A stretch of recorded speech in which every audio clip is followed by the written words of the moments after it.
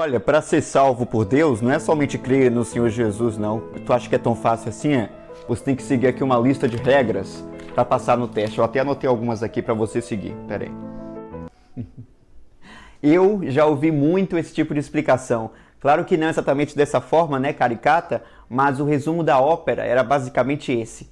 E de certa maneira, quando eu ouvia isso, né, eu me sentia incapaz de conseguir esse feito. Afinal, eu sou imperfeito, a minha consciência me julga.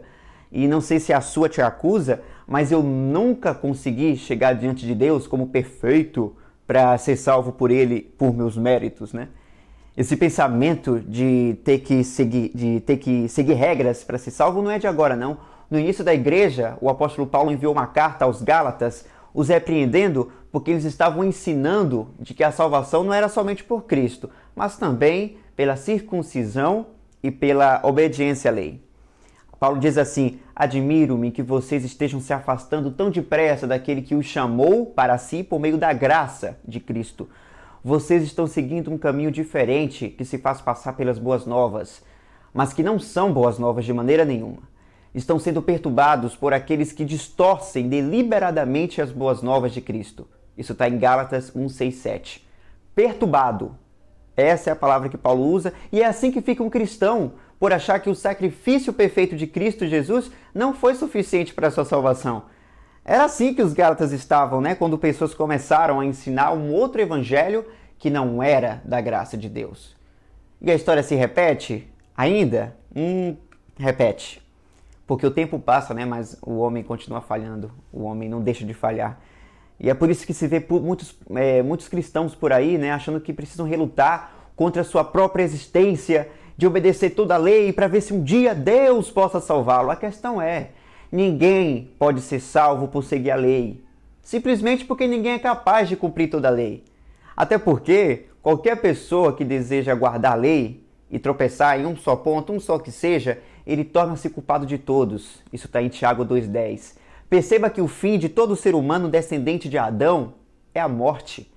E, portanto, querer se achegar a Deus e ser bem visto por Ele apenas por tentar obedecer à lei não vai surgir efeito nenhum.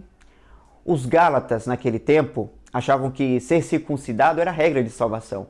Hoje, alguns acham que a salvação é não ver novela, não ouvir música, não ter internet 5G, não usar calças, entre outras regras aí. É daí a necessidade de pregar o evangelho para os próprios irmãos em Cristo, para que descansem na verdade, porque isso não é descanso, né? Isso que eu acabei de citar. Viver pela graça é saber primeiro que você foi salvo pelo sangue de Cristo Jesus somente. E a mudança em sua vida do que você vai usar ou vai deixar de usar vai ocorrer da forma que Cristo desejar. E você saberá tendo comunhão com Ele e estando cheio do conhecimento da sua vontade, em toda a sabedoria e inteligência espiritual, para que possa andar dignamente diante do Senhor, agradando-lhe em tudo, frutificando em toda boa obra e crescendo sempre, né, no conhecimento de Deus. Isso está em Colossenses 1, 9 e 10. É basicamente isso. Ora, você quando creu, você passou da linhagem de Adão para a linhagem de Cristo. E essa é a linhagem, inclusive, perfeita aos olhos de Deus.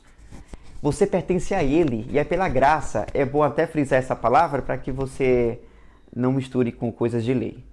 Eu finalizo aqui com a mensagem que Paulo deu para Gálatas e também pode ser para aquele que gosta de achar que a lei serve para a salvação. E inclusive ficar medindo quem é mais santo e quem é mais perdido por causa de obediência ou não às regras. Isso aqui está em Gálatas 2,21.